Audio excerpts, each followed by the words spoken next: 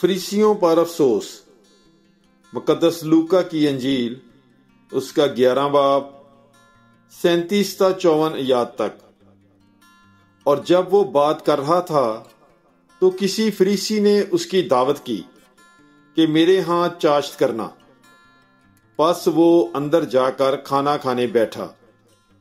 فریسی نے یہ دیکھ کر تعجب کیا کہ اس نے چاشت سے پہلے وضو نہیں کیا۔ اس پر خداوند نے اس سے کہا، تم فریسی پیالے اور رکابی کو باہر سے صاف کرتے ہو، مگر تمہارا اندر لوٹ اور برائی سے بھرا ہے۔ اے نادانو، جس نے باہر کو بنایا، کیا اس نے اندر کو نہیں بنایا؟ پس جو اندر ہے اسے خیرات کرو، اور دیکھو تمہارے لیے سب کچھ پاک ہوگا۔ مگر اے فریسیو، تم پر افسوس کہ تم پدینے اور سداب اور ہر ایک ترکاری پر دے یکی دیتے ہو، لیکن انصاف اور خدا کی محبت سے کنارہ کرتے ہو۔ چاہیے تھا کہ انہیں کرتے اور انہیں بھی نہ چھوڑتے۔ اے فریسیو، تم پر افسوس کہ تم عبادت خانوں میں اعلیٰ درجے کی کرسیاں اور بازاروں میں کور نشاط پسند کرتے ہو۔ تم پر افسوس، کیونکہ تم پشیدہ قبروں کی مانند ہو۔ آدمی ان پر چلتے ہیں اور جانتے بھی نہیں۔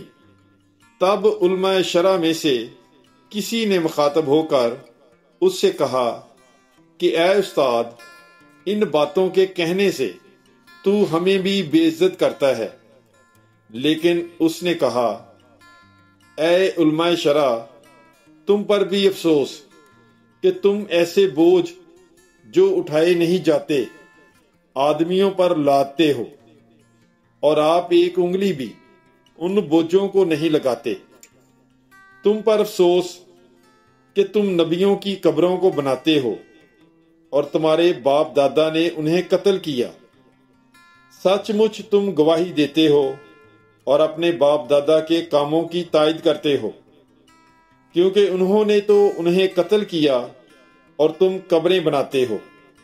اسی لیے خدا کی حکمت نے کہا کہ میں نبیوں اور رسولوں کو ان کے پاس بھیجوں گا، وہ ان میں سے بعض کو قتل کریں گے اور ستائیں گے، تاکہ سب نبیوں کے خون کی جو بنائے عالم سے بہایا گیا اس پشت سے جواب دہی کی جائے۔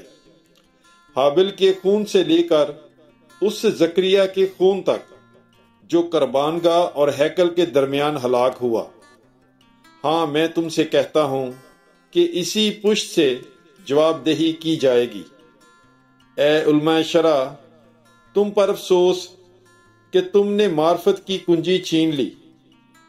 تم آپ داخل نہ ہوئے اور داخل ہونے والوں کو بھی روکا۔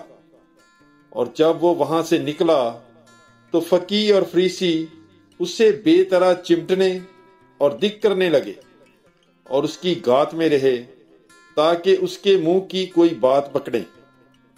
پاکلام کے پڑھے اور سنے جانے پر خداوند کی برکت ہو۔